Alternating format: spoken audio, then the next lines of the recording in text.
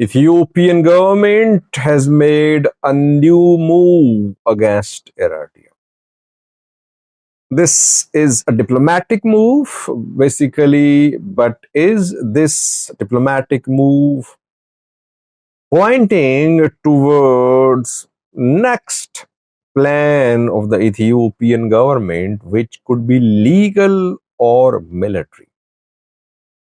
Welcome to the channel. Thank you for watching, viewers. Two new stories. First one is about this new uh, move made by the Ethiopian government against Eritrea. Secondly, religious violence in Oromia. I've done several videos on that. Why is that Orthodox churches, monasteries are attacked in the Oromia region?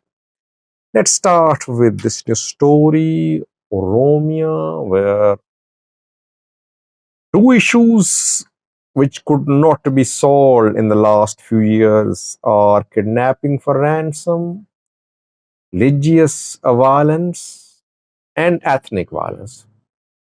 We have been seeing main incidents involving deaths uh, regarding these three issues. Kidnapping for ransom is prevalent in Oromia. Then ethnic violence also happens. Amhara, Oromo, violence against Amharas, violence against Oromos too. Religious violence happens to Orthodox churches and monasteries are attacked. Several incidents have happened. I have done so many videos. I have lost count of it. Orthodox Church of Ethiopia confirmed such incidents. Yesterday, the church issued a statement. The synod confirmed that a monastery had been attacked in Ishua zone of the Oromia region. Abune Gebre Menfas Kidus is the name of the monastery situated in Oromia, where armed men stormed the monastery. They kidnapped monks. The church claimed that unknown number of monks killed. Some were abducted by the kidnappers. They have not been released. Will ransom be demanded? Will they be killed? Will they be released? That remains to be seen. Oromia President Shimalis Abdisa takes pride in the progress and prosperity and development which he achieved during his tenure as the president, but he never talks about these issues. Who is responsible for attacks on monasteries and churches? Who is responsible for kidnapping for ransom? Are armed groups operating and they're doing all that for ransom for money, or some ethnic groups are operating and the violence is ethnic and religious? It has nothing to do with extortion of money. That can only be explained by the government. The government does not take such incidents very seriously. Why? Because perhaps human life is very cheap. That is why if people die, it does not matter. But when these people in power are in danger, when their families are in danger, then they activate the entire machinery, and then perpetrators are arrested, operations are launched. Secondly, viewers, Ethiopia has made a new move against Eritrea, diplomatic move. But this move is not an isolated move. I think it will lead to further friction and new plan by the Ethiopian government against Eritrea. Reportedly, Ethiopian government has written a letter to the foreign ministries of several European and other countries. Interestingly, Eritrea is also one of the recipients of this letter. Somalia, Algeria, UK, Belgium, France, Germany, Russia, Nigeria, US, Italy, Kenya, Djibouti, India, etc. These are a few countries which I mentioned who are the recipients. Ethiopia sent a letter to all these countries and others. What is this letter about? Well, the Ethiopian government says that its territories are under the occupation of Eritrean military. Eritrean military is not withdrawing. So international community should support Ethiopia in telling Eritrea to withdraw from Ethiopian sovereign territories. As an escalation could happen, that is why Ethiopia is urging international community to intervene. A few days ago, Mongerino said that Ethiopian government of PM Abiy was using the issue of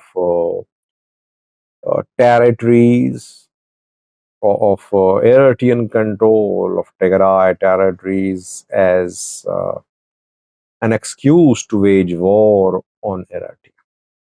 Eritrea in recent weeks withdrew from some places in Zalambasa, from other areas.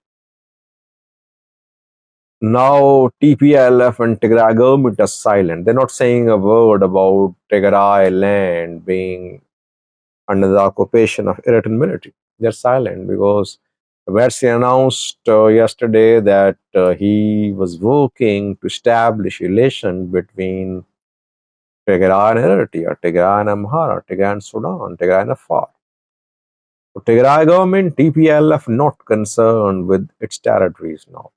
Federal government is concerned. Federal government claimed that Eritrean control of Ethiopian territories. Eritrea denies. From day one, since the start of the war, when Eritrea took control of these territories, Eritrea has been denying its military presence in Ethiopian territories, especially after Pretoria. Eritrea said that its forces had been deployed in accordance with the Ethiopia-Eritrea Boundary Commission verdict, and that not a single inch of any country's territory was under the occupation of Eritrean military.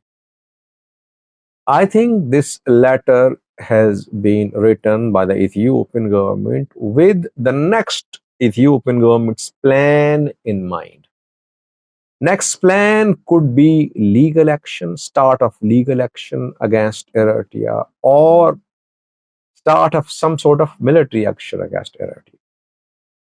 So Ethiopia might start legal proceedings against it. Before that, it is trying to make international uh, community.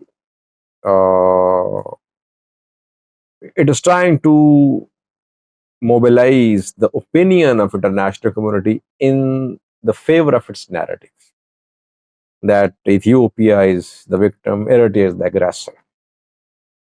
So we could see start of legal battle over Assab especially.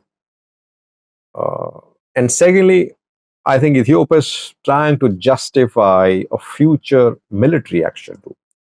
If in future war breaks out between Ethiopia and Eritrea, and Ethiopia fires the first shot, then it will say that I've been warning, my territory is under the occupation of Eritrean military. I wrote letters to international community. I wrote letters to US, UK, Russia. I told you that you should talk to Eritrea to withdraw its military. Eritrea not withdrawing. So what do we do now? Oh, we don't have any other option but to use force. That is why we are trying to take back our territories. So I see this letter by Ethiopian government as very alarming. It could be a precursor to something big. Let's hope that some of these countries jointly work to intervene.